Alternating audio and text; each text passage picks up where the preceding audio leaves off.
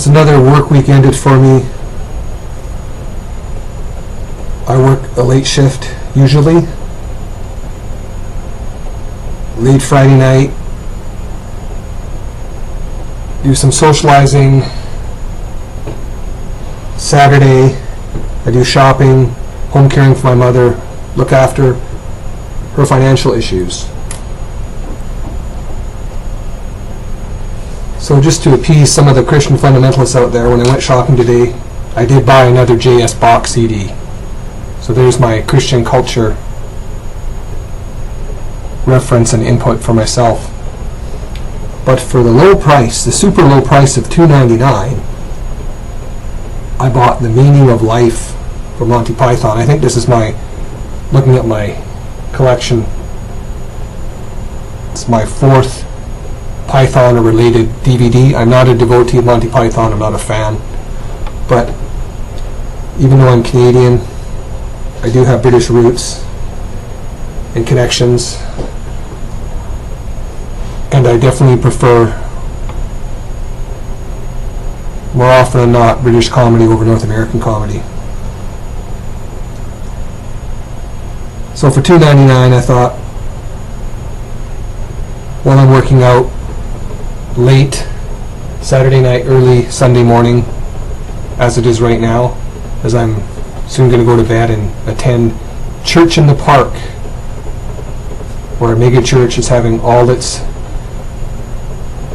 people come together for one big service, where, according to the city, the pastor isn't allowed to pray publicly, but he can preach whatever he wants. Anyway, I don't like that. Why is the city afraid of prayer? Here's a deduction for you. Maybe they're afraid of the growth of Islam and Muslims praying on street corners. Just a thought, just a deduction. But banning a pastor from praying outside in a public meeting with the entire church invited, that's not the answer. Back to my main story. The Meaning of Life. It's interesting and okay English fantasy film and DVD. It begins with a short film before it on the DVD, The Crimson Permanent Assurance,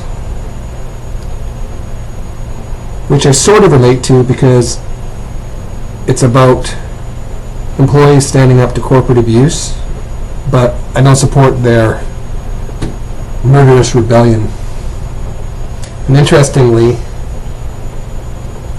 during the main feature, The Meaning of Life, there's a part of the movie where the first shorter film merges. So The Crimson Permanent Insurance merges with The Meaning of Life, which is kind of your typical bizarre Monty Python way of doing programs and films.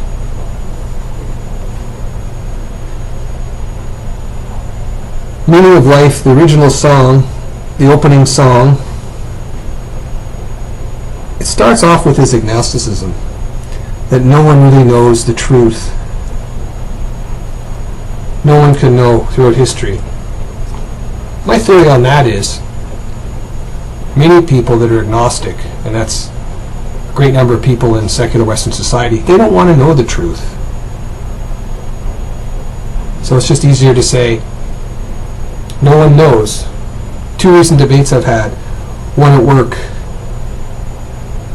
guy maybe late 20s, early 30s, he challenged me and treated me like an idiot in the beginning, but then we started talking about things, and he realized I knew an awful lot, and I wasn't bigoted.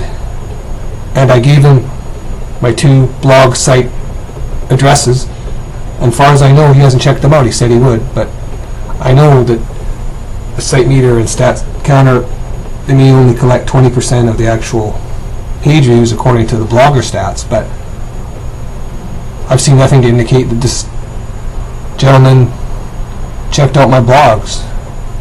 Seems to me he probably just wants to stay agnostic. In another debate I had on Facebook, and I don't want to debate on Facebook, but this person was kind of aggressively egging me on, saying negative things about my photos and things like this. So eventually we had a debate where I explained to him that really he doesn't understand academically whether there's a historical Christ. He doesn't understand scholarship. He doesn't understand New Testament dating of the books. He brought up supposed biblical contradictions, and I stated to him I could find my own contradictions, because I realized that you had different authors, different scribes, prophets and apostles, and you have different Greek versions. There are contradictions, but if you, as I explained to him, use commentaries, you'll find answers to those contradictions. But he gave me a long list of contradictions and he wanted me to solve them all immediately, which of course requires good scholarship, not rushing to do the work. But I don't believe he's interested in finding the answer to those supposed contradictions. He wants to remain agnostic. Because a lot of people, they don't want to face judgment. So the Meaning of Life film seems to take an agnostic position. But just to read a bit of the Bible, Romans 1 from the NASB, Romans 1, verse 18, for the wrath of God is revealed from heaven against all ungodliness and unrighteousness of men who suppress the truth in unrighteousness, because that which is known about God is evident within them, for God made it evident to them. Then in verse 20, it talks about, for since the creation of the world, his invisible attributes, his eternal power and divine nature have been clearly seen, being understood through what has been made, so that they, and that's persons, are without excuse.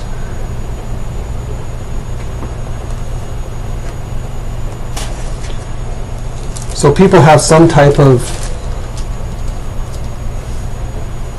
knowledge of God within their nature, even though it's a fallen nature. Fallen nature due to the fall of Genesis 3. Romans 3 states, verse 10-11, there is none righteous, not even one. There is none who understands. There is none who seeks for God. 12. All have turned aside. Together they have become useless. There is none who does good. And I would think that would be moral perfection, good.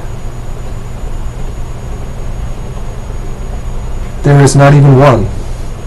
So I think here with agnosticism, secular perspective of this movie, even though people have sort of a intuitive, implied knowledge of God inside themselves, they have a sinful nature. And they don't seek God, and they don't do morally perfect good. So it's not a surprise that the film would have this sort of philosophy.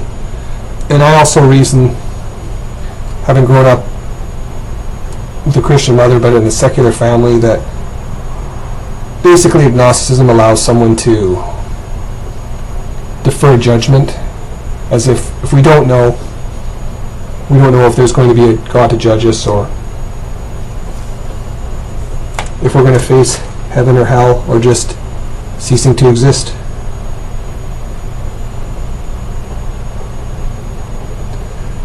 So that's sort of the basic thrust of the film, basic theme. It's basically irreverent satire on British culture, the church, the military, the education system. Some of it, I think, has merit in the criticisms. There's a medieval dungeon, Hawaiian restaurant scene, which is bizarre, where the British producers here appear to satirize the American lack of knowledge concerning philosophy. That's interesting. When I lived in Britain and I've toured Britain, to me there's two Britons. There's kind of the beautiful green grass Everything's well landscaped Britain, where my universities were, Bangor University, University of Wales, Trinity St. David, and Lampeter, and previously Manchester University. That's where you get your PhD and MPhil like I did.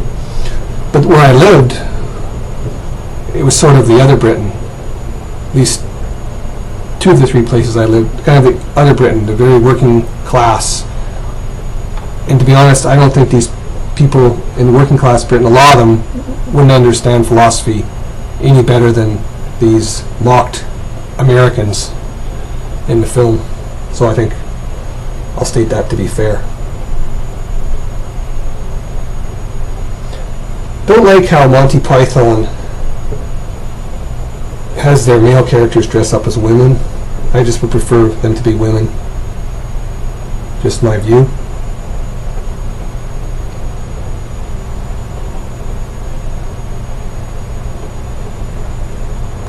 Basically, the end of the film, it talks about the Green Reaper and death, and it ends up taking a satirical view on heaven, but it's also sentimental. Like everyone's going to go to heaven, seemingly. Implied is probably, well, if you're not a bad person, not an axe murderer, not Charles Manson, you'll go to heaven. So it's the usual sentimental theology that I've discussed on my blogs, but just satirically. So was the film worth $2.99? I think so, but it's certainly not a classic. Before I watched it, a friend of mine called me and said it was stupid but funny. That's a pretty good review. So if you can get it for $2.99, go for it.